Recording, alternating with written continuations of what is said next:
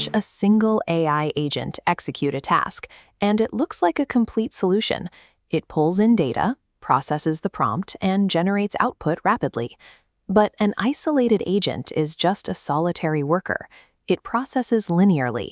Its ability to solve complex, multi-step problems is strictly capped by its individual context window and its single thread of reasoning. Scaling to a capable team requires these separate workers to talk. They pass data and delegate control using communication protocols, acting as the physical wires between them. When a multi-agent workflow stalls or breaks down, the immediate instinct is to blame the underlying language model. Engineers assume the model wasn't smart enough, and they try to upgrade to a newer version to fix the system. That diagnosis misses a major shift in the problem.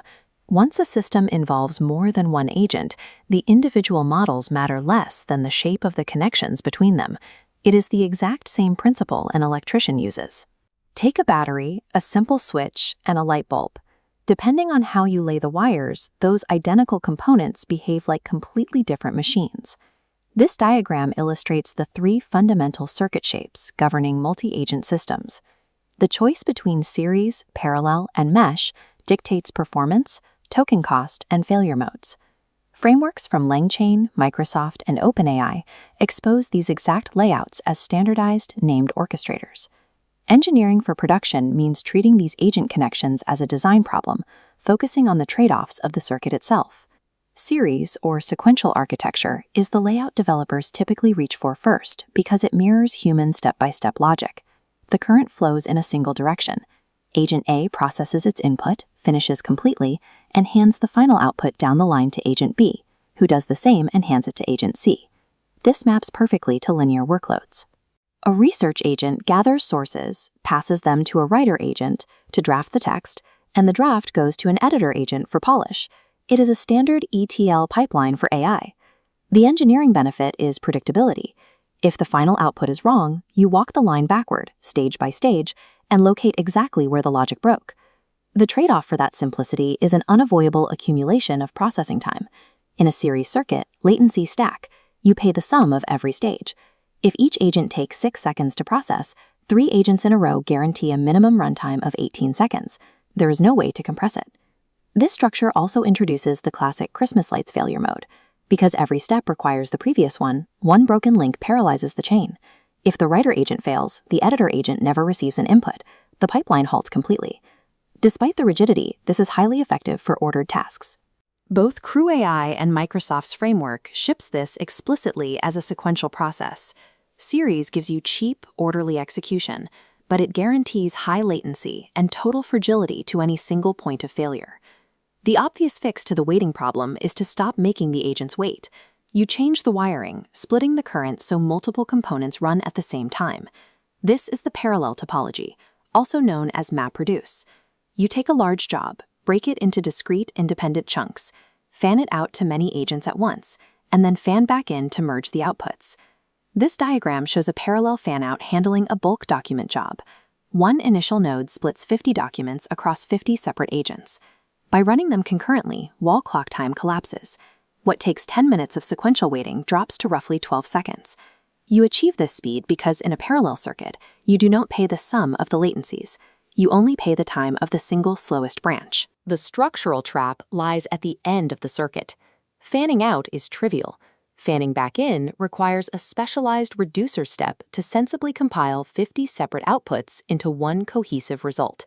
That reducer must be engineered for partial failure.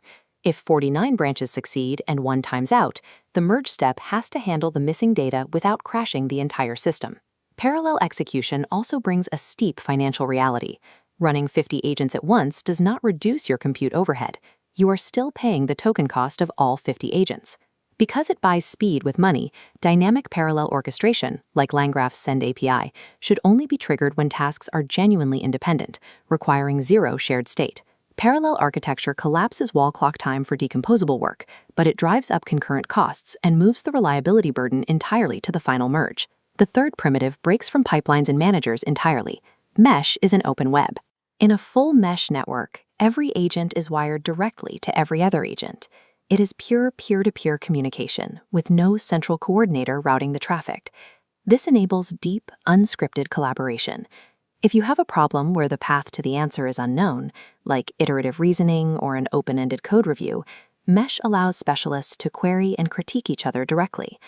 But the mathematical reality of full connectivity makes this dangerous to scale. Count the wires. A small group of 5 agents requires 10 active connections to maintain total peer-to-peer state. Double the agents, and you quadruple the wiring.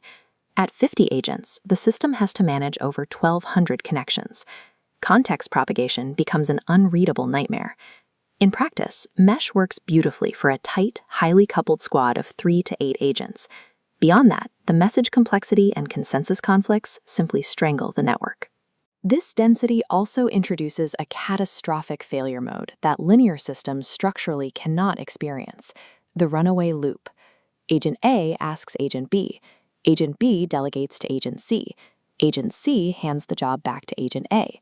The system enters an infinite circle of delegation, trapped in the background, continuously spending money.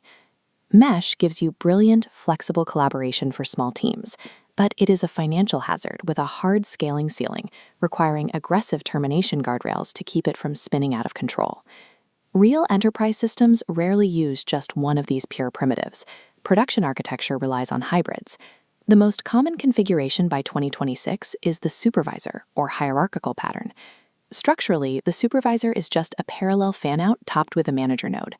A central coordinator splits the job, runs the workers in parallel, and handles the fan-in reduction itself. Building multi-agent systems is now a process of combining these standard shapes. You might design a sequential pipeline, where stage 2 contains a small embedded mesh of 3 agents debating an output before passing it down the line. This table is the decision matrix for the 3 dials you balance. Series delivers low cost, but high additive latency. Parallel crushes execution time, but costs more and demands error handling. Mesh unlocks collaboration, but brings severe quadratic costs and runaway loops. You can take the exact same underlying language models, wire them in these 3 different ways, and you will output 3 completely different machines. The success of a deployment does not hinge on possessing the smartest individual agent. It hinges on your ability to read the circuit, balance the dials, and construct the precise shape your data requires.